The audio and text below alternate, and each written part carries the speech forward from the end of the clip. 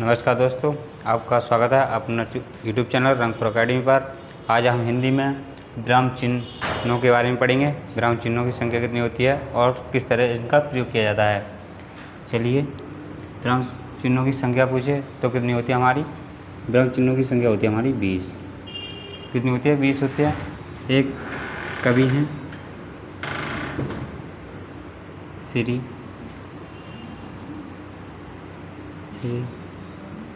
कामदा प्रसाद जी हैं। उन्होंने विराम चिन्हों की संख्या कितनी बताई है? वो बताइए 20। कितनी बताइए? 20। सही है। तो हमारे विराम चिन्हों की संख्या कितनी है? 20 है। हम टोटल विराम चिन्हों के बारे में पढ़ेंगे। विराम चिन्ह होते क्या हैं? जैसे हम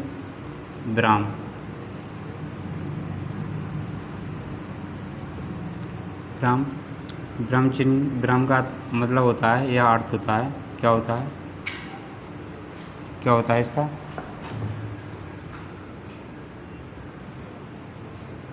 ठहराव या रुकना। क्या होता है? या रुकना। क्या होता है? ठहराव या रुकना। जब हम किसी काम को करते हैं तो बीच में क्या लेते हैं? आराम लेते हैं। उसी हिसाब से जब लेखक या कवि अपनी रचना या आत्मकथा जो भी लिखते हैं तो वे लिखते हैं तो किन शब्दों का प्रयोग करते हैं? विराम चिन्हों का प्रयोग करते हैं।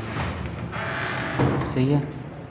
टोटल हम विराम चिन्हों के बारे में पढ़ेंगे और कैसे कैसे उनका प्रयोग किया जाता है, कहाँ पे किया जाता है, इसके बारे में पढ़ेंगे। जैसे विराम चिन्ह ले लेते हैं हम। हमारा है पूर्ण विराम चिन्ह। सही है। पूर्ण विराम चिन्ह कैसा हो कैसे लगाते हैं? हम ऐसे लगाते हैं। हम सभी विराम चिन्ह पढ़ेंगे और कैसे इनका प्रयोग किया जाता है, कहाँ पे इनका प्रयोग किया जाता है, सब पूरी डिटेल में पढ़ेंगे। सही है। विराम चिन्ह, पूर्ण विराम चिन्ह ऐसा होता है, पहले हम विराम चिन्ह लिख लेते हैं, उसके बाद एक एक करके एग्जाम्पल द्वारा इसे हम समझेंगे। हम इधर लिखते हैं विराम चिन्ह, पूर्ण विराम चिन्ह, विराम सही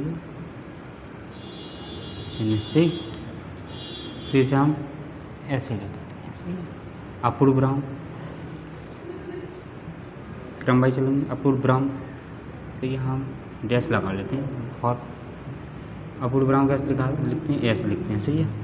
अब आ जाइए अर्ध विराम या अल्प विराम। पहले लिखते हैं अल्प विराम। अल्प विराम चिन्ह को हम कैसे लिखते हैं? ऐसे लिखते हैं। कैसे? ऐसे।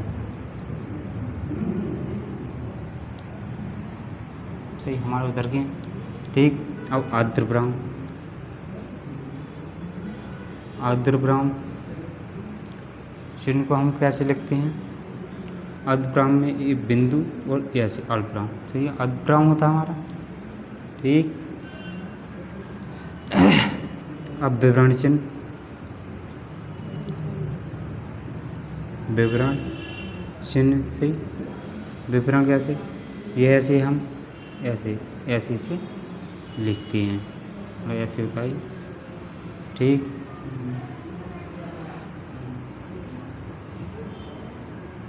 पाद चिन्ह होता है, भी ऐसे होता है ऐसे। और पाद बिंदु आ गया तो बिंदी बिंदी लगी हुई, ये बिंदु आ गया तो ये होगा, इस पे बिंदी होंगी। सही है। पाद बिंदु चिन्ह हो गया। अब हमारा इसी तरह एक शब्द आता है। कौन सा आता है? निर्देशक चिन्ह होता है हमारा। ऐसे इसी तरह होता है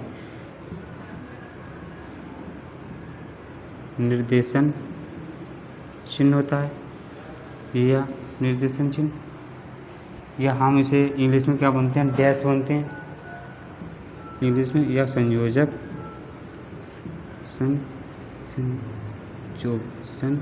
संयोजक चिन्ह। इससे होता है, ये नेक बड़ा होता है, इससे ये छोटा होता है, ये नेक बड़ा होता है। सही। इसकी ये पहचान होती है। निर्देशक या संयोजक चिन्ह होता है वो ने मतलब इससे पात चिन्ह से क्या होता है, ने बड़ा होता है और निर्देशक चिन्ह ने बड़ा होता है और पात चिन्ह हमारा ने छोटा होता है। इसी को हम इंग्लिश में क्या बनते हैं, डैश बनते हैं। अब बोला है हमारा लगाव चिन्ह। कौन सा, लगाव चिन्ह हमारा ये होता है, एक एक विराम चिन्ह टेंस के द्वारा या वाक्य के द्वारा हम देखेंगे कैसे लगाते हैं। और सही, ये आ गया। अब आ जाते हैं कोष्टक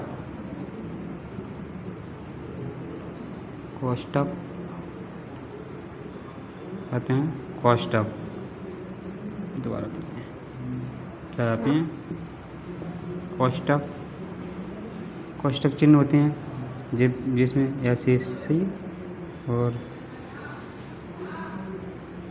ये महिला चिन्ह, ये कोष्टक चिन्ह होते हैं। ठीक, अब इतने समझ चुके होंगे। अब यह मतलब उद्धरण चिन्ह या उद्धरण चिन्ह, इन्हें हम या अवतरण चिन्ह, क्या अवतरण चिन्ह, अवतरण चिन्ह क्या होते हैं, अवतरण चिन्ह या उद्धरण चिन्ह या अवतरण चिन्ह, इसे हम ऐसे मतलब लिखते हैं। अब आइए पुनरुक्ति सूचक। पुनरुक्ति सूचक हमारा चिन्ह कैसा होता है, जैसे हम पुनरुक्ति सूचक जैसे हम इसका प्रयोग कर रहे हैं, मतलब पुनरुक्ति मतलब जी सेम है, उनकी मतलब सेम लिखी जा रहे हैं, उनकी पुनरुक्ति हो रही है, मतलब पुनः भी शब्द लिखे जा रहे हैं, उन्हें पुनरुक्ति सूचक बनते हैं। ठीक है। अब आइए हंसपद ये होता है। अब तुलना सूचक होता है। एक समाप्ति सूचक होता है। समाप्ति मतलब तुलना सूचक को ऐसे हम बराबर का चिन्ह लगाते हैं, बराबर मतलब किसी से हम तुलना करें तो बराबर के चिन्ह लगाते हैं। समाप्ति सूचक को हम ऐसे लिखते हैं। अब आया ये हमारा टीका सूचक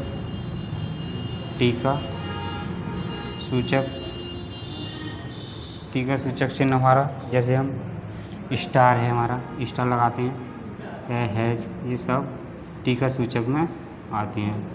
सही है।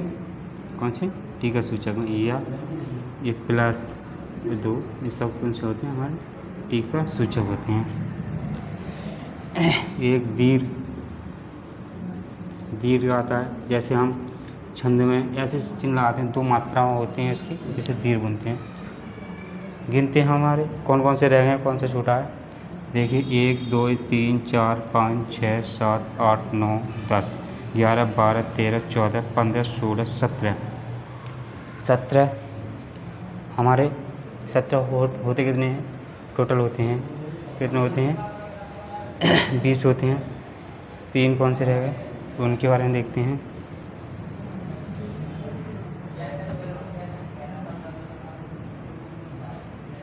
सही है, हम पहले इनका प्रयोग करेंगे, ये रहेंगे उन्हें भी लिखेंगे।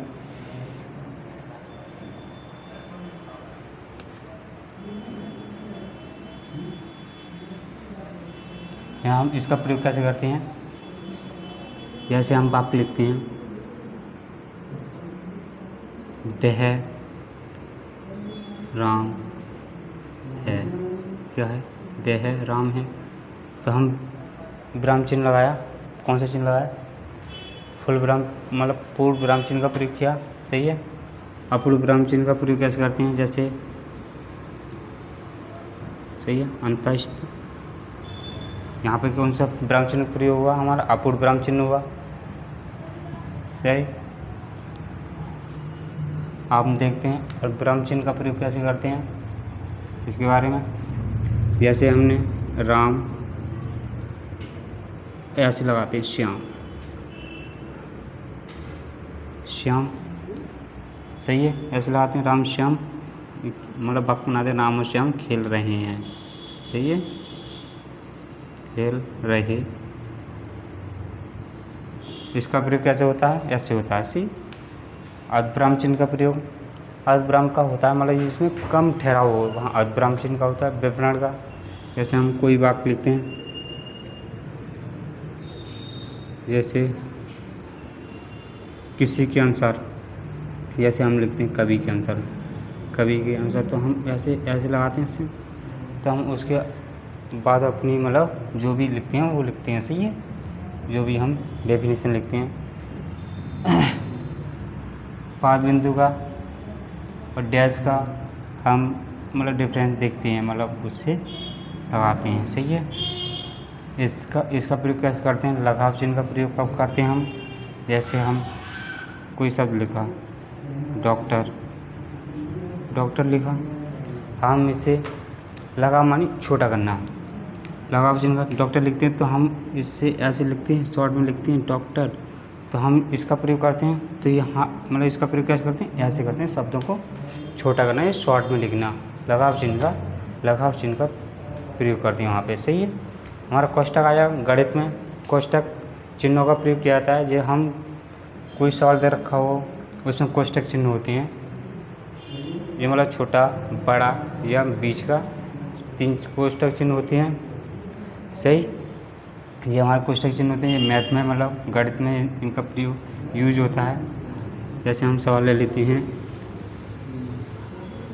2 + 3, तो इसे हम ऐसे कर दिए, सही। ऐसे हम इसमें कोष्टक चिन्हों में प्रयोग करते हैं, और ले लेते हैं 3 + ऐसे +5, ऐसे शब्द होते हैं, सही है, ये हमारे कोष्टक चिन्ह होगा। उद्धरण चिन्ह कौन से होते हैं, जैसे हम कोई शब्द परिभाषा लिखी है हमने, हम कोई वाक्य लिखा, वह राम पढ़ रहा है, क्या है, पढ़ रहा है, तो हम इस कैसे प्रयोग करते हैं, ऐसे लगाते हैं, मतलब उससे ऐसे प्रयोग करते हैं, सही है, कोष्टक, उससे मतलब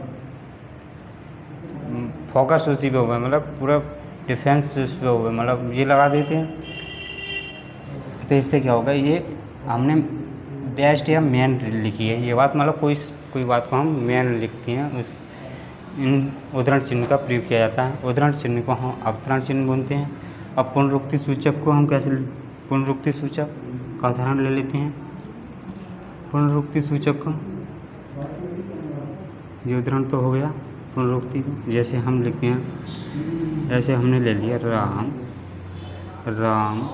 या राम, तो हम इनकी पुनरुक्ति करनी है, जैसे ऐसे पुनरुक्ति करते हैं नीचे तक पुनरुक्ति, इन्हें हम पुनरुक्ति सूचक बोलते हैं, ठीक, सूचक बोलते हैं। अब आ गया हमारा हंसपद या हंस चिन्ह पद, तो ये होता है ऐसा। इसका प्रयोग हम कहाँ करते हैं, हम कोई वाक्य ले लेते हैं, जैसे राम खा रहा है, क्या राम खा रहा है, सही है। हाँ, हम जहाँ पे हमने जहाँ हमारा शब्द रह गया, कौन सा रह गया, कोई शब्द रह गया, तो हम इस चिन्ह का प्रयोग करेंगे, इस चिन्ह का प्रयोग करेंगे, तो हम क्या लिखेंगे यहाँ पे, मतलब कोई चिन्ह लगा लिया हमने, तो यहाँ पे हम लिखेंगे राम खाना खा रहा है, इस चिन्ह का प्रयोग करेंगे। जहाँ शब्द में कोई त्रुटि होती है वह हम हंस पद का प्रयोग करते हैं। इसे और किस नाम से जाना जाता है, प्रश्न पूछता है निम्नलिखित में से हंस पद को किस नाम से जाना जाता है, तो किस नाम से जाना जाता है, त्रुटि सूचक पद के नाम से जाना जाता है, सही है। और हमारा अगला है तुलना, मतलब तुलना सूचक। या हम किसी से दो बच्चों या दो लड़कों की हम किसी से तुलना करते हैं तो किस शब्द का प्रयोग करते हैं? हम इसका करते हैं। तुलना करते हैं तो किसका करते हैं? तुलना को। या हम किसी वाक्य को समाप्त करते हैं, जैसे वह राम खेल रहा है, सही है। तो हम समाप्त करनी है तो समाप्ति सूचक में इस चिन्ह का प्रयोग करेंगे, मतलब आगे को हम समाप्त हो गए, हम आगे को नहीं लिखेंगे, सही है। टीका सूचक, टीका सूचक कौन से चिन्ह होते हैं? ये जी वाले होते हैं, प्लस का, ये वाले दो स्टार, ये कौन से होते हैं? टीका सूचक होते हैं, सही है। दीर्घ, जी है हमारा, जैसे दीर्घ का प्रयोग कहाँ होता है? हमारा ज़्यादातर होता है, ये होता है दीर्घ। छंद में इस शब्द, मतलब इस शब्द का प्रयोग, इस विराम चिन्ह का प्रयोग होता है, इसका मतलब होता है दो मात्रा। क्या होते हैं? दो मात्रा। इसे उतारिए, ये तीर रह गए यार। और हमारे और यहाँ पे जगह नहीं है, हम इन्हें मिटा देते हैं, उनके ये रह गए, उनके बारे में देखेंगे कौन कौन से रह गए।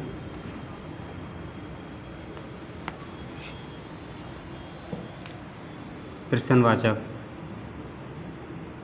प्रश्नवाचक चिन्ह होता है हमारा। प्रश्नवाचक चिन्ह कैसा होता है हमारा? ऐसा होता है, ऐसा होता है, सही है। एक रह गया है,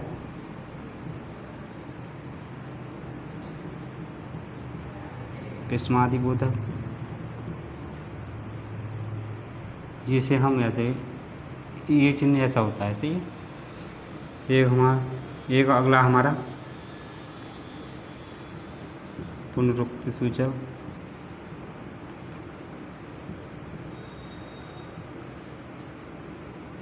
जब हम किसी से कोई वाक्य हमारा पूरा नहीं होता है तो हम इस तरह से इसे डैश डैश लगाते हैं या प्लस चिन्हों का प्रयोग करते हैं। इसका प्रयोग कैसे करते हैं हम वाक्य में? जैसे वह कहाँ, ठीक है, कहाँ जा रहा है, सही है। प्रश्नवाचक चिन्ह आ गए तो हम प्रश्नवाचक चिन्ह का प्रयोग करेंगे, सही है। अब इसका प्रयोग कैसे करते हैं? जैसे हाय, तो विस्मोदक चिन्ह लगा लेते हैं, सही है। जैसे अरे, इस शब्द का प्रयोग ऐसे होता है, सही है। या हम किसी वाक्य को इसका देख लेते हैं, हम किसी वाक्य को लिखते हैं वह राम जा रहा, सही है। आगे को हम और भी लिखते हैं तो हम बीच में हमारा कुछ रह जाता है, जैसे जा रहा है रह गया तो हम कोई शब्द रह जाता है तो हम ये चिन्ह लगा देते हैं, मतलब रेगिस्तान, मतलब पुनरुक्ति, इसे लगा देते हैं, सही है। ठीक, या इसे हम लोप चिन्ह बोलते हैं, सही है। क्या बोलते हैं? लोप चिन्ह, मतलब उस जगह रह गई, इसमें लुप्त रह गए हैं कुछ शब्द, तो हम इन शब्दों का प्रयोग करते हैं, सही है। हमने आज विराम चिन्हों के बारे में पढ़े। अगर हमारी ये वीडियो पसंद आई हो तो इसे लाइक करें, शेयर करें, सब्सक्राइब करें, और जय हिंद, जय भारत।